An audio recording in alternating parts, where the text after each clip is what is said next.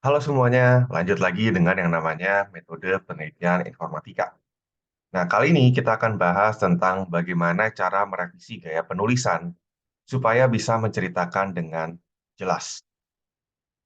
Oke, laporan penelitian yang baik, entah itu dalam bentuk laporan kerja praktek, tugas akhir, atau mungkin bahkan bentuknya seperti paper publikasi, itu biasanya punya yang namanya alur cerita. Dan alur cerita ini yang menentukan seberapa mudah paper tersebut dapat dibaca. Biasanya, ini mendukung yang namanya sebuah pendapat atau rumusan masalah dan menjawab permasalahan riset yang ada. Nah, mungkin di materi sebelumnya kan kita merevisi organisasi dan argumentasi yang mungkin tampak lebih lebih penting gitu ya. Nah, sekarang kita mungkin fokus ke hal-hal yang lebih minor, yaitu bagaimana merevisi kalimat-kalimat dalam laporan penelitiannya. Perlu diketahui bahwa sebenarnya riset, walaupun dia bagus, tapi kalau dia tidak bisa disampaikan dengan baik, kadang orang jadi tidak mengerti, ini gunanya buat apa? Kontribusinya seperti apa? Apa sih prinsip-prinsip dasarnya? Pertama adalah kita harus tentukan alur cerita dan struktur kalimat sesuai dengan selera pembacanya. Jadi kita harus tahu nih target pembaca kita kurang lebih seperti apa. Misal, oh ya kebanyakannya adalah akademik. Berarti mungkin kita harus menyesuaikan. Atau mungkin, oh kebanyakannya adalah praktisi di bidang teknik. Nah, itu juga harus disesuaikan. Dalam setiap paragraf, usahakan menuliskan dari hal yang umum ke spesifik. Jadi supaya pembaca itu tidak merasa kaget ketika membaca. Mereka lihat dari hal yang mereka tahu dulu, baru pelan-pelan ke yang hal yang baru buat mereka. Jadi hal-hal teknis itu taruhnya di belakang, ya setelah penjelasan umum. Bukan berarti di belakang laporan penelitian ya, tapi mungkin di belakang kalimat atau di belakang paragraf. Oke. Nah, bagaimana menjustifikasi gaya? Jadi di sini kita asumsi, typo sudah di-handle ya, jadi kita tidak memasukkan, pembahasan tentang itu. Nah, ketika kita menulis kalimat, sebenarnya baik kalau misalkan kita bisa membuat kalimat yang sederhana. Jadi jangan menggunakan kalimat-kalimat kompleks, kecuali kalau terpaksa. Perlu diingat bahwa kalimat kompleks itu bukan berarti menceritakan pemikiran yang kompleks, gitu ya. Jadi kadang mungkin cuman orang kurang efektif aja dan mungkin kurang latihan untuk membuat hal seperti itu. Kalimat tidak harus kompleks gitu kan, yang penting jelas maksud dan tujuannya. Oke, nah ini untuk gaya, terkait struktur kalimat ya. Jadi kita perlu memahami bahwa ada subjek, predikat, kata benda, preposisi, dan klausa. Ini contoh ya, ada 2 kalimat. Jika hutan hujan tropis terus-menerus ditebangi, bla bla bla bla. Lalu ada kalimat kedua, penebangan yang terus-menerus dari hutan hujan tropis. Sebenarnya kalau kita lihat di sini, kalimat satu itu jauh lebih jelas daripada kalimat 2. Kenapa? Karena kalimat satu ini memiliki subjek berupa karakter atau benda atau entitas yang fisik, ya. Kan kalau penebangan itu kan berarti sebuah kegiatan yang dibendakan. Berikutnya contoh, di sini predikat. Predikat itu akan lebih jelas juga kalau memang dijadikan sebagai kata kerja, gitu ya. Jadi atau berbentuk kata kerja. Jadi lebih jelas. Contoh lagi lihat di atas ya. Jika hutan hujan tropis terus-menerus ditebangi untuk melayani kepentingan ekonomi, maka akan rusak. Bandingkan dengan yang kedua, penebangan yang terus-menerus dari hutan hujan tropis untuk pelayanan kepentingan ekonomi dalam jangka pendek dapat mengakibatkan kerusakan dari keseluruhan biosfer. Lebih enak yang pertama, lebih jelas tujuannya apa, gitu kan. Nah, penggunaan kata ganti tempat yang berlebihan juga biasanya akan mengurangi makna kalimat, jadi hati-hati ya. Dan, pergunakanlah predikat berupa kata kerja untuk menggambarkan aksi yang memang penting. Oke, sekarang diagnosis dan revisi. Jadi kalau kita membaca, sebenarnya kita mendiagnosa, lalu setelah itu kita merevisi. Biasanya kalau diagnosa, kalau mau gampang sih ya, kita garis bawahi setiap klausa dalam kalimat, lalu klausa tersebut kalau bisa diganti menjadi karakter atau kata kerja, maka kalimat tersebut belum efektif dan perlu diganti. Jadi kita harus mencari karakter utama dalam kalimat gitu kan. Kalau nggak ada, perlu ditambahkan. Kalau ada, lihat apakah itu karakter atau tidak gitu kan. Apakah itu entitas atau tidak. Terus, aksinya itu harus berupa kata kerja, bukan berupa kata benda.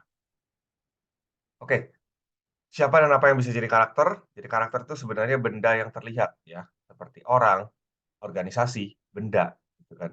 Benda yang lebih terlihat fisiknya ya, ketimbang dari kata kerja yang dibendakan.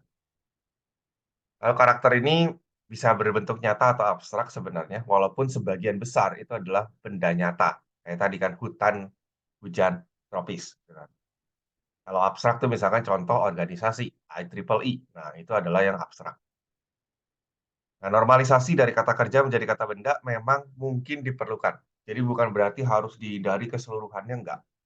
Kita harus lihat lagi, ada dalam beberapa aspek mungkin kita perlu itu. Jadi kayak di sini mengukur, terus berikutnya kita pengen membahas pengukurannya, ya mau tidak mau harus bilang pengukuran ini bla bla bla bla bla. Nah, berikutnya abstraksi ya dari karakter. Jadi subjek yang merupakan hasil normalisasi atau kata kerja yang dibuat dari kata benda, terkadang akan menyulitkan dalam pembahasan di kalimat-kalimat berikutnya untuk sebuah paragraf. Kecuali memang kita cuma mengganti satu aja. Jadi misalkan kayak tadi ya, kalau kita lihat di kalimat sebelumnya gitu kan, pengukuran. Dan semua pembahasan pengukuran di belakang itu semuanya hal yang serupa, nggak apa-apa itu. Tapi kalau memang nanti, ada banyak gitu kan, pengukurannya lebih dari satu, itu mungkin akan membingungkan, begitu. Nah, bagaimana memilih karakter utama gitu kan, pertama kita perhatikan kalimat ini gitu kan, ditebangi ya, hutan hujan tropis ditebangi bla bla bla bla. Nah, kita bisa bandingkan dengan kita mencari nih, siapa yang, eee, menebangi kira-kira. Apakah itu pengembang, penebang, atau orang Brazil gitu kan. Ya ini bisa dianalisis sendirilah ya, kira-kira sebenarnya siapa yang bertanggung jawab gitu kan untuk hal tersebut, kan. Nah, karakter yang dipilih itu biasanya merupakan tokoh utama.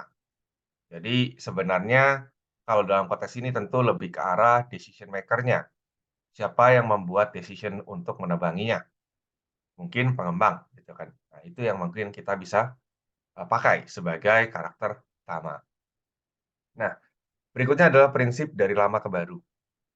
Jadi, kita harus menjelaskan, itu mulai dari hal yang diketahui pembaca, lalu berlanjut ke yang tidak diketahui, secara pelan-pelan. Jadi mungkin pertama, kita bisa lihat dari 6 atau 7 kata pertama, dan kita cek, pembaca kira-kira ngerti nggak sih? Karena kalau dia ngerti, kemungkinan dia akan lanjut ke kata-kata berikutnya.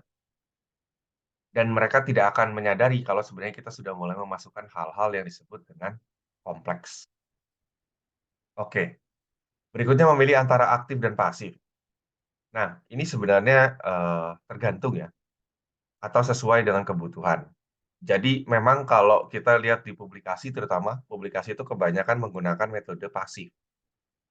Tapi sebenarnya ada beberapa bagian yang sebenarnya bisa dipakai kalimat aktif. Jadi kita lihat kondisinya sendiri ya, konteksnya masing-masing. Nah, prinsipnya selalu adalah kompleksitas di akhir. Jadi kita memperkenalkan terminologi teknis itu di ujung, kalau bisa. Kecuali memang paragraf itu terkait dengan yang namanya definisi, itu lain cerita. Terus berikutnya kita harus memperkenalkan informasi kompleks gitu kan. Itu kita harus letakkan klausa yang menyatakan informasi kompleks pada bagian akhir kalimatnya. Sama ya, kecuali kalau itu definisi, itu lain cerita lagi. Terus juga bisa juga ketika kita memperkenalkan langkah selanjutnya, gitu kan. Sama kita akan letakkan di bagian akhir paragraf. Jadi yang paling belakang itu yang berat-beratnya. Tujuannya tadi supaya pembaca tidak kaget.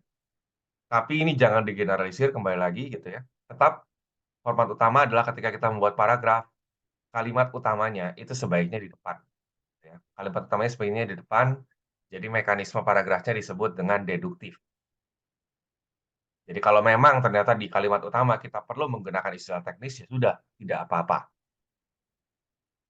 Oke, yang terakhir gitu kan, intinya kita juga harus memperhatikan yang namanya panjang kalimat. Kalimat kalau tidak bisa dibaca dengan sekali napas, napas orang normal ya, jadi bukan vokalis, bukan perenang gitu ya, napas orang normal, maka dia adalah terlalu panjang.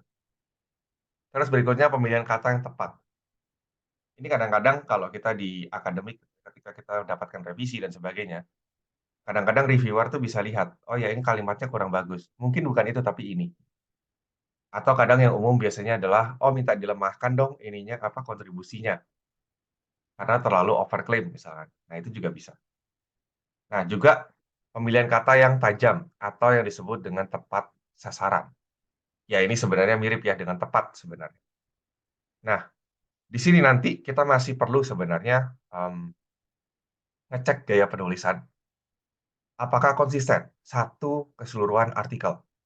Jadi setiap orang itu punya gaya penulisan masing-masing. Kalau misalkan saya nulis, itu beda dengan mungkin teman saya atau profesor yang lain, itu menulis, karena gayanya beda. Terus struktur kalimat dan juga cara sitasinya. Ya tentu ya, setiap publikasi itu punya sitasi yang berbeda. Oke, nah ini EYD dan contoh untuk kalimat itu bisa dilihat di, Puebi atau EYD edisi kelima ya. Nanti bisa dilihat, ini bisa di-pause kalau nanti boleh disalin linknya, atau mungkin bisa aja Google. Nah, ini beberapa contoh gitu ya, nanti, dikasih lihat juga tentang kesalahannya di mana. Misalnya contoh nih yang pertama, sebagai tempat beribadah harus dilengkapi dengan fasilitas memadai. Nah, ini kan ada yang kurang yaitu ada, ininya, kalimat yang, subjeknya ya, subjeknya belum ditambahkan. Jadi harusnya adalah sebagai tempat membaca, masjid harus dilengkapi dengan fasilitas yang memadai, gitu. Sama juga dengan contoh-contoh yang lainnya. Jadi nanti mungkin bisa dibaca sendiri. Oke, intinya sebenarnya kalau kita ingin, punya kemampuan untuk menulis ya, laporan akademik yang baik, maka biasanya kita harus latihan menulis dalam bentuk baku. Jadi bukan bahasa chatting yang kita lakukan di WhatsApp dan sosial media lain. Sekian dan terima kasih.